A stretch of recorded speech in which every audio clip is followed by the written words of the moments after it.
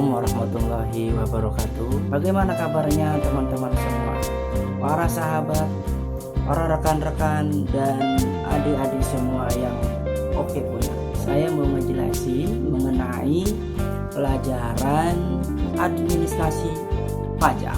Mantap semuanya.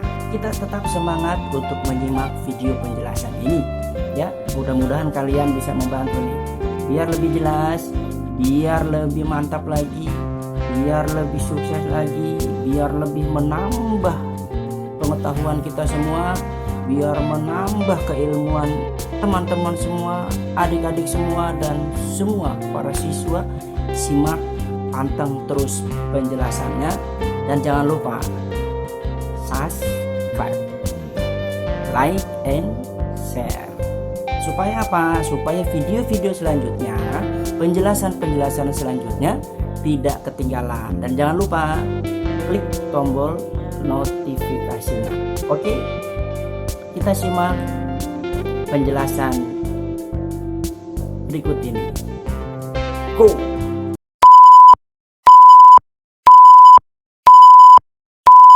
Bab 1 yang masih membahas mengenai konsep dasar perpajakan.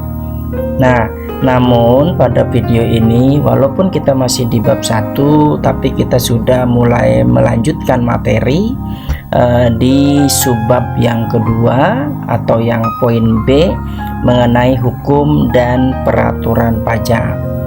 Ya, yang kemarin kita membahas mengenai definisi, ya, alhamdulillah ya, mudah-mudahan kalian masih ingat definisi, karakter, dan manfaat pajak. Kali ini kita membahas mengenai hukum dan peraturan pajak. Baik, kita mulai saja mengenai hukum dan peraturan pajak. Nah, di poin ini kita akan membahas mengenai yang pertama adalah hukum pajak, yang kedua mengenai perlawanan terhadap pajak, dan yang ketiga adalah dasar peraturan pajak. Nah, ini yang akan kita bahas di video kali ini, di poin yang B, hukum dan peraturan pajak. 3 materi ataupun 3 pembahasan. Baik, kita mulai saja. Yang pertama dari membahas mengenai hukum pajak. Nah, hukum pajak itu sendiri adalah kumpulan peraturan yang mengatur hubungan antara pemerintah dengan wajib pajak. Nah, jadi wajib pajak adalah kita ataupun badan perusahaan ya. Badan itu yang dimaksud adalah perusahaan, dan ini diatur supaya jelas bagaimana caranya, bagaimana ketentuannya, dan bagaimana mengenai tarif dan lain-lainnya. Semuanya akan diatur berdasarkan hukum-hukum pajak. Nah, hukum pajak, makanya hukum pajak itu peraturan yang mengatur hubungan antara pemerintah dengan wajib pajak itu sendiri. Nah, dari hukum pajak sendiri ini bisa dibedakan berdasarkan jenis, yang terdiri dari dibagi 2 sebenarnya ya. Yang pertama adalah hukum pajak formal, dan yang kedua adalah hukum pajak material. Nah, mengenai hukum pajak formal ini sebenarnya adalah hukum pajak formal ini mengatur cara untuk mewujudkan hukum material menjadi kenyataan. Artinya apa? Hukum formal ini adalah ketentuan-ketentuan berdasarkan juknis ya, secara tersurat, secara tercatat. Peraturannya di situ sudah dijelaskan supaya lebih tercatat, lebih jelas, supaya tidak ada kesimpang siuran.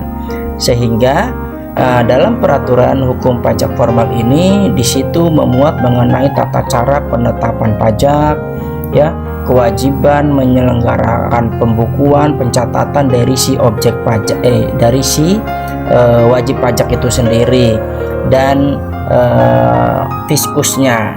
Dan yang ketiga adalah hak dan kewajiban pajak, semuanya itu dicatat, haknya apa, kewajibannya apa. Nah, terus hak dan kewajiban fiskus. Ya, haknya seperti apa dan kewajiban fiskus itu seperti apa.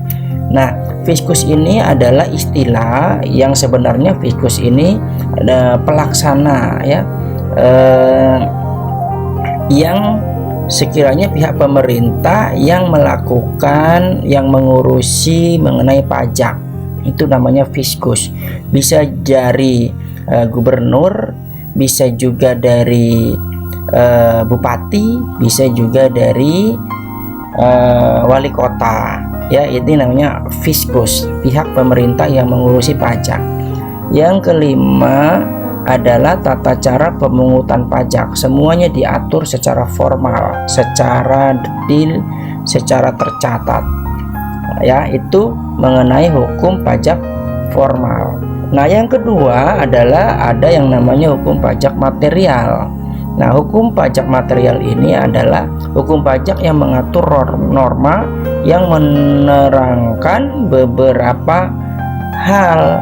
Nah, beberapa halnya ini misalnya seperti ini, keadaan dari si objek pajak ya, dalam kondisi apa dia dikenakan pajak, atau dalam perbuatan yang seperti apa yang akan dikenakan pajak, atau peristiwa yang dikenakan pajak ya. Nggak mungkin dong kita diem di rumah nggak melakukan apa-apa kok dikenakan pajak. Nah, ini berdasarkan peristiwa jual beli misalnya ya, ini bisa dikenakan pajak.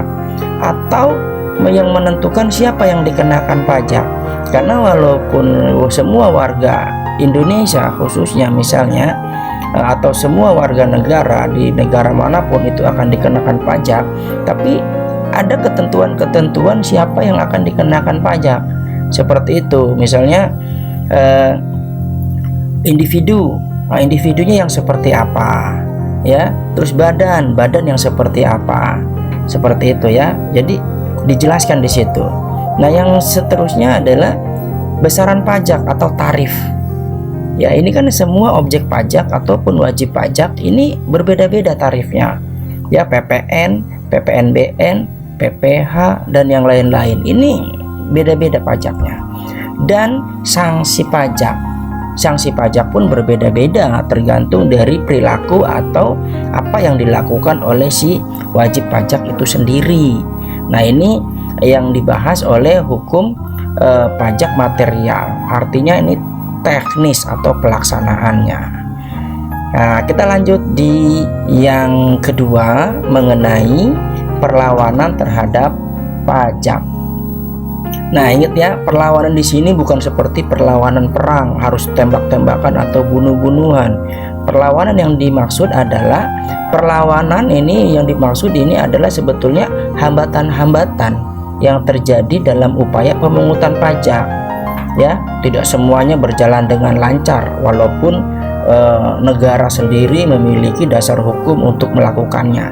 Ada saja yang namanya hambatan dalam perjalanan pemungutan pajak itu.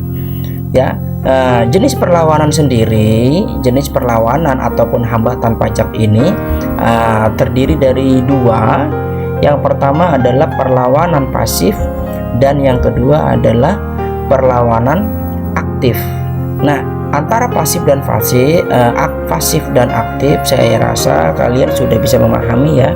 Tapi dalam kategori pajak ini akan saya jelaskan seperti apa perlawanan-perlawanan atau kendala-kendala yang termasuk pasif dan aktif. Kita bahas bersama satu persatu. Nah, perlawanan pasif adalah perlawanan pajak yang berkaitan erat dengan keadaan sosial ekonomi masyarakat secara umum ya. Karena kebiasaan yang berlaku dalam masyarakat itu biasanya masyarakat ini menyimpan uangnya di rumah atau dibelikan emas karena belum terbiasa dengan perbankan.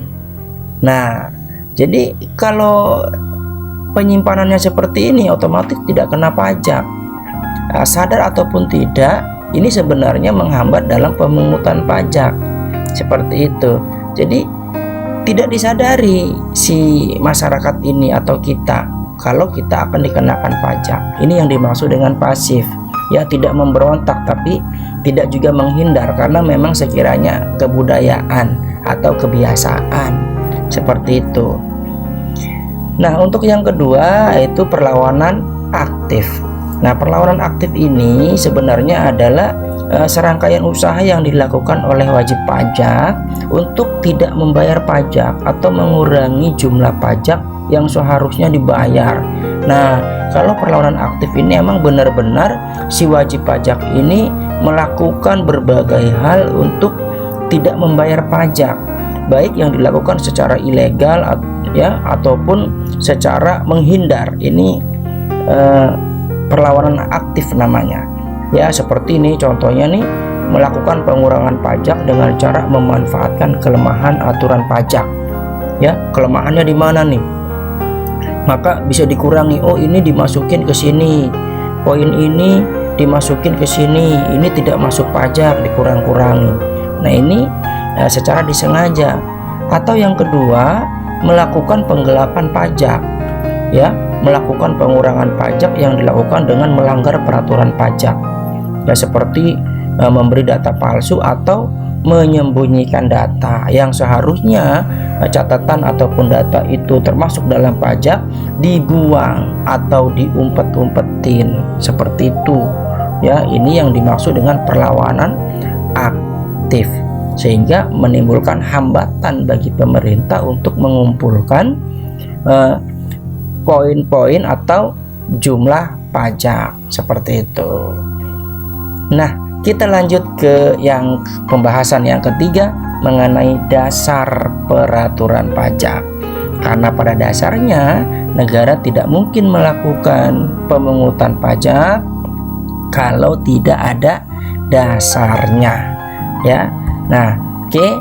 Nah, dasar ini adalah dasar yang digunakan sebagai acuan yang mengelola pajak pada Direktorat Jenderal Pajak, baik yang bersifat mengatur prosedur, mekanisme, dan bagaimana cara untuk melaksanakannya, seperti itu ya. Oke, kita bahas satu persatu apa saja sih yang bisa dijadikan dasar oleh pemerintah untuk melakukan pemungutan pajak. Yang pertama adalah dasar hukumnya Undang-Undang Dasar. Nah, di sini ada ya, adanya pengaturan dalam Undang-Undang Dasar ini menunjukkan bahwa dasar hukum pengenaan dan pemungutan pajak di Indonesia sangat kuat dan pasti karena diatur dalam kondisi atau dalam konstitusi ya, dalam hukum negara. Berdasarkan peraturan tersebut yang ada di Undang-Undang Dasar ini, maka seluruh orang dan lembaga atau badan atau perusahaan yang ada di Indonesia ini harus mendukung, harus melakukan, harus setuju serta melaksanakan mengenaan perundang-undangan perpajakan tersebut. Nah, Undang-Undang Dasar ada di situ di pasal 23A. Gitu ya, ada di pasal 23A Undang-Undang Dasar 1945 pastinya.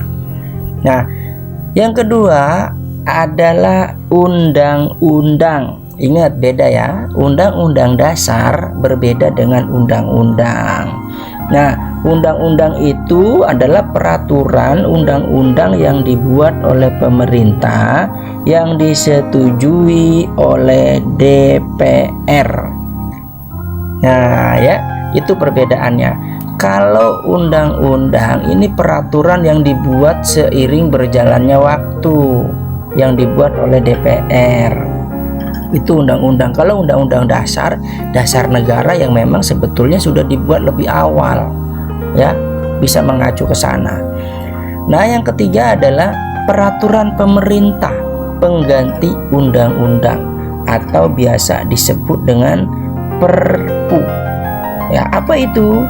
Perpu adalah peraturan perundang-undangan yang ditetapkan oleh presiden dalam hal kegentingan yang memaksa. Nah, ini namanya Perpu. Jadi dalam kondisi beberapa dalam kondisi yang bagaimana, ini pemerintah membuat peraturan perundang-undangan. Sekarang seperti kayak COVID nih. Nah, pemerintah ataupun presiden bisa membuat perpu, ya, perpu wajib vaksin. Nah, misalnya seperti itu. Ini ya sebagai contoh. Nah, yang keempat, peraturan pemerintah. Peraturan pemerintah adalah peraturan perundang-undangan yang ditetapkan oleh presiden untuk menjalankan undang-undang sebagaimana mestinya. Ya, bedanya di situ. Ada yang namanya peraturan pemerintah sebagai pengganti undang-undang, dan ada yang namanya peraturan pemerintah.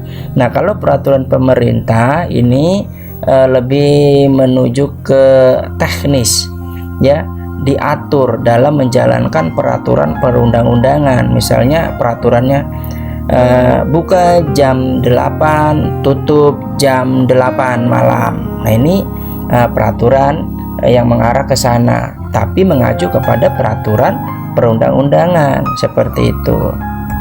Nah, yang selanjutnya adalah poin yang kelima, ini peraturan presiden.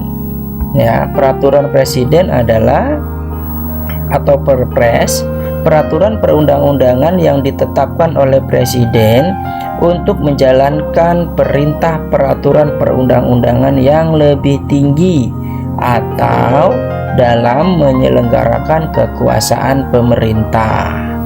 Nah, ini ada yang namanya peraturan pemerintah, ada peraturan presiden. Kalau pemerintah ini sebetulnya yang membuat presiden juga yang mengesahkan, tapi yang hanya mengesahkan. Kalau peraturan presiden, presiden sendiri yang membuat. Seperti itu, walaupun memang tidak presiden ya yang membuat, ada orang-orang timnya, tapi atas dasar presiden itu sendiri. Nah, yang ke berapa nih? Keenam ya, yang F. Yang F, poin F ini adalah peraturan Menteri Keuangan. Nah, ada ya. Nah, ini bisa dijadikan dasar hukum juga dalam pemungutan pajak. Peraturan Menteri Keuangan adalah peraturan yang ditetapkan oleh Menteri Keuangan berdasarkan materi muatan dalam rangka menyelenggarakan urusan tertentu di pemerintahan, yang tentunya urusan pemerintahan ini urusannya dengan budgeting atau budgeter, ya. Seperti yang sudah dijelaskan di video sebelumnya, memang salah satu fungsi dari pajak adalah budgeter, ya, sebagai yang disimpan di APBN.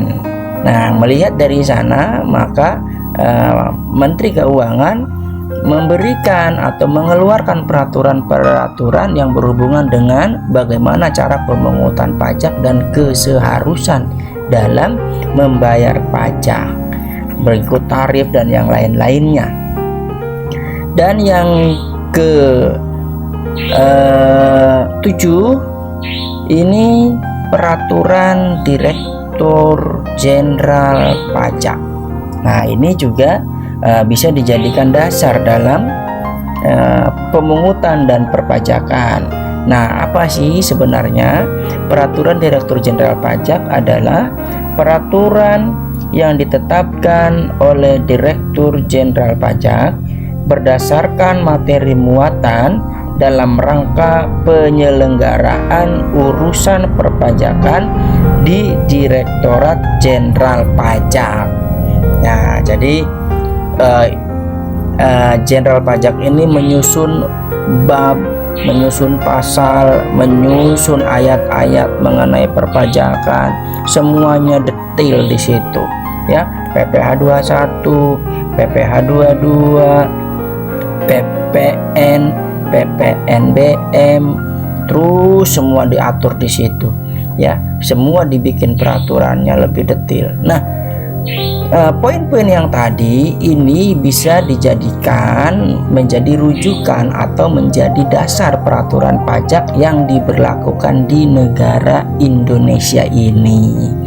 Nah, sehingga pajak ini sangat kuat sekali untuk dijalankan oleh pemerintah dan diberlakukan kepada seluruh warga Indonesia, seluruh penghuni Indonesia.